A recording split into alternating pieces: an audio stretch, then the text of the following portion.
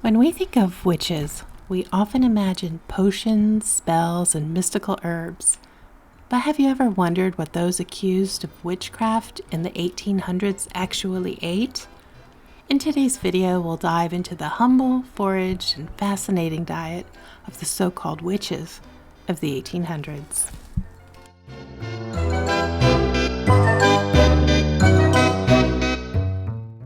Hey everyone, welcome back to the channel. I'm Stephanie, and in this video I'm exploring a unique piece of history. The diet of people accused of being witches in the 1800s.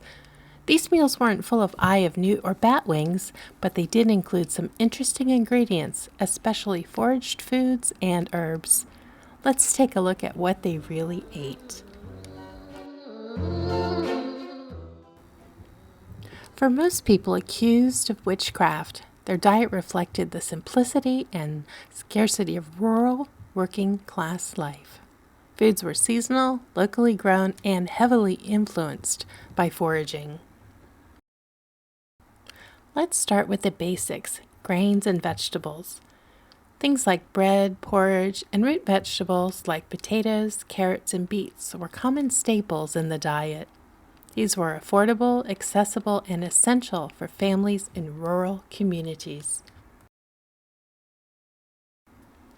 As you might expect for a witch, herbs played a big role too, not just in cooking but for healing. Sage, rosemary, and thyme were used for seasoning, while other wild herbs like nettle, dandelion, and mugwort were used medicinally. People who knew a lot about herbs often sparked suspicion, earning them a reputation as healers or worse, witches.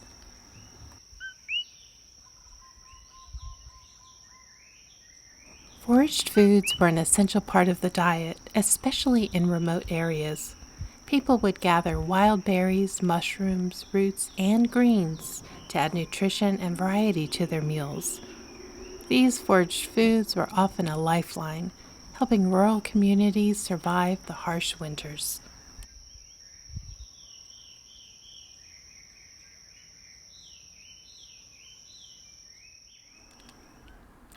Preservation was also key. Without refrigeration, people pickled or fermented vegetables to make them last throughout the winter. Pickling not only kept their food from spoiling, but it added flavor to an otherwise simple diet.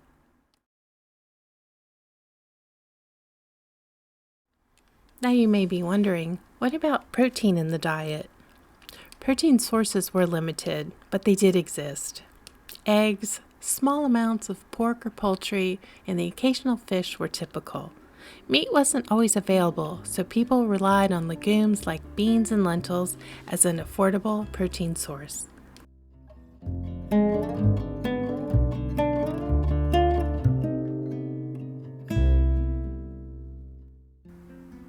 Please consider leaving a pumpkin in the comments if you're enjoying this video. It really helps the channel.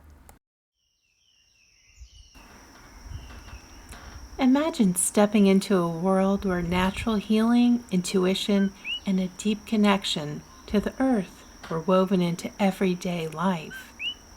Let's take a look at the daily routines of a healer in the 1800s, sometimes referred to as a witch by those who feared her practices. Our healer's day would begin at dawn, guided by the rhythms of nature.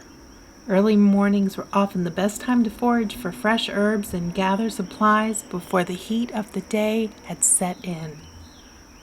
With basket in hand, she'd wander into her garden or into the woods, picking herbs like mugwort, sage, and yarrow, plants known for their medicinal properties. Each herb was carefully selected based on the season and her knowledge of natural remedies. Back at home, she'd hang her herbs to dry, allowing them to be preserved for future remedies. She'd also brew herself a morning tea, often with calming plants like chamomile or peppermint, to start her day with focus and calm. By mid-morning, people from her village or nearby towns might start visiting. Although she was a healer, many still referred to her as a witch out of superstition or fear. Yet they came to her for advice and remedies, often out of desperation. She'd listen to each visitor carefully, noting their symptoms and considering which plants or remedies could help. Whether it was a tea, a poultice, or a tincture, she'd create the remedy on the spot based on generations of passed down knowledge. Nature was her medicine cabinet. In addition to plants, she might use ingredients like honey, vinegar, and even mushrooms, each carefully selected for their healing properties. Water sources were important too, not just for drinking, but for preparing medicines. Clean water was essential, especially for herbal infusions and washes. She'd often collect water from streams or springs where it was freshest. Afternoons were spent preparing, grinding, and preserving herbs. She'd make salves from beeswax, mixed dried herbs for teas, and even blend powders for poultices. All these remedies were stored in jars and pots to be used as needed.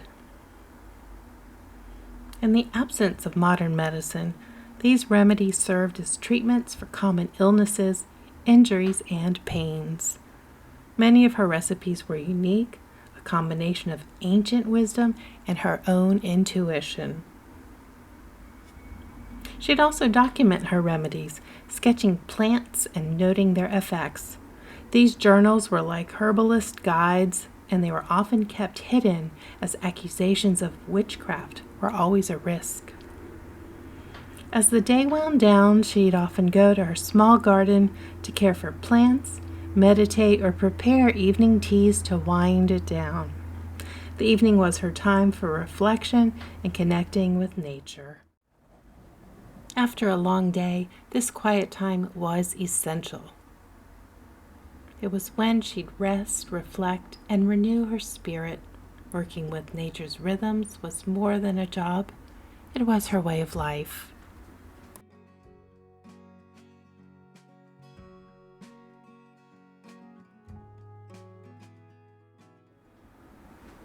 Now let's talk about what we might find in her witch's cauldron, or rather her pot of stew that she would be eating throughout the day. Inside this so-called cauldron, you would find something like a simple stew made from those root vegetables in the garden, grains, and foraged greens. Nothing too spooky, but certainly full of flavor and nutrition. In fact, because of how skilled witches had become with foraged items and their garden herbs, their stews would have been more flavorful and even have the additional health benefits compared to other people in the area who were less educated in such things. In reality, the diet of people accused of witchcraft was mostly about survival and using what the land provided. For these people, food wasn't magic. It was medicine and a means to live another day. Thank you for watching. I hope to see you again. Please consider subscribing, and I hope you enjoyed this video.